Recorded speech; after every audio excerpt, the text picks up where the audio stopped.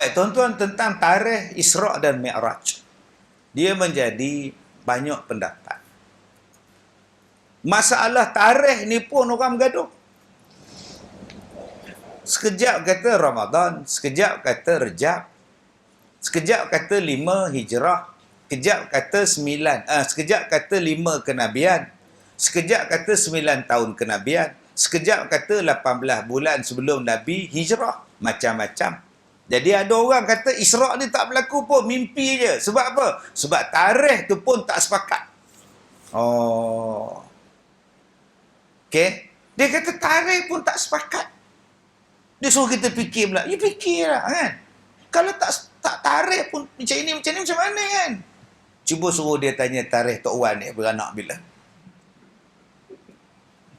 Tuan-tuan suruh dia tanya tarikh Tok pada Tok Wan ni bila tarikh dia. Tuan-tuan tengok tu, maha guru yang duk teropong. Dia kata dia tulis, dia dalam IC dia 67 umur dia. Tapi betul-betulnya 87. Begini IC Miza tengok dia. Umur dia 87. Tapi dalam IC 67. IC Miza tanya dia kenapa lain pula. Dia kata sebab lambat report tu tadi. Berapa ramai orang yang dulu main hentam saja buat IC. Opah-opah kita tu. Opah umur baru 80. Baru 40 opah. Mana ada opah tua. Ni IC tak tahu mana nak ingat masa tu lepas zaman Jepun. Main merdeka apa semua, main daftar. Mana aku nak ingat aku tarikh lahir bila. Aku bubuh lah berapa pun. Yang hak report, yang ambil report pula polis sing. Ambil sajalah. Masa itu semua polis sing belakang. Sebab tu macam-macam tulisan. Marzuki ditulis Marjuki, ditulis gitu saja. Macam-macam tentang zaman itu. Sebab tu tarikh ni kita tak nampak. Dia bukan masalah besar tarikh. Yang pentingnya Allah sebut dalam Quran. Bila Allah Ta'ala sebut dalam Quran, benda tu sahih berlaku. Cuma orang Islam ni, dia suka bergaduh. Di Malaysia, kita pegang dengan pendapat 27 Rejab. Beberapa bulan sebelum dihijrahkan Rasulullah ke Madinah. Selepas kematian isteri baginda Siti Khadijah dan Abu Talib. Ada yang kata 9, atau yang kata yang 10 kenabian. Ada yang kata 11 kenabian. Tapi kita ambil 18 bulan sebelum berpindah Nabi SAW ke Madinah. Sebab perintah sembahyang itu belum lagi diwajibkan ketika Siti Khadijah masih hidup. Selepas Khadijah mati, wafat, baru diwajibkan perintahnya. Jadi sebab itu mereka mengatakan bahawa peristiwa Isra' dan Mi'raj ini berlaku selepas kewafatan, kematian isteri Nabi yang tercinta, Siti Khadijah. Maka Malaysia ni pegang ulama'-ulama' kita daripada dulu kala, bila 27 Rejab. 18 bulan sebelum Nabi hijrah ke Madinah.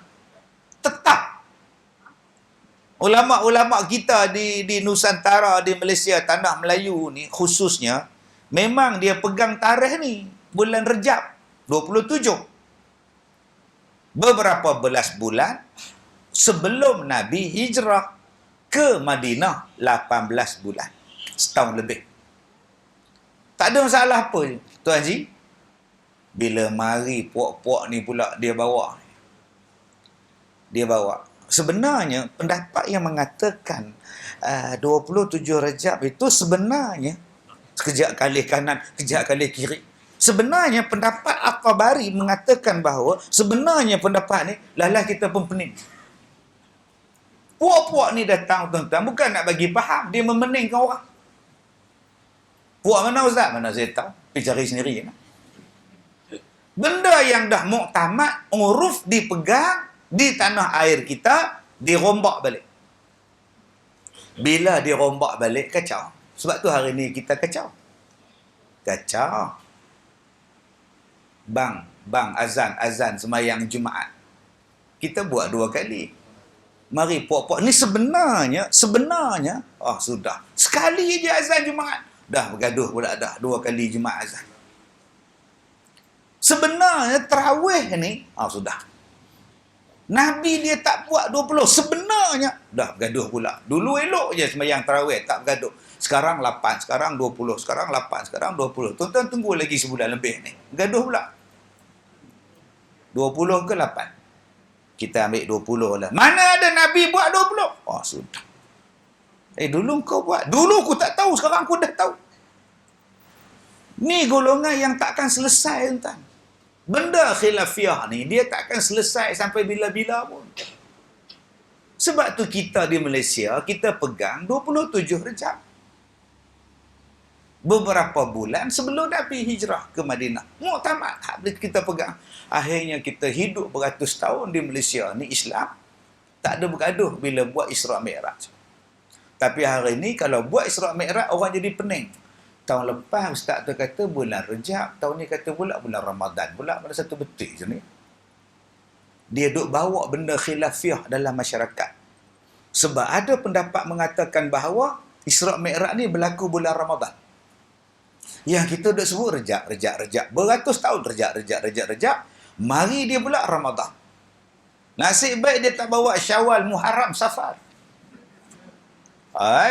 Jadi 3 anak amak albab kita, haram, safar.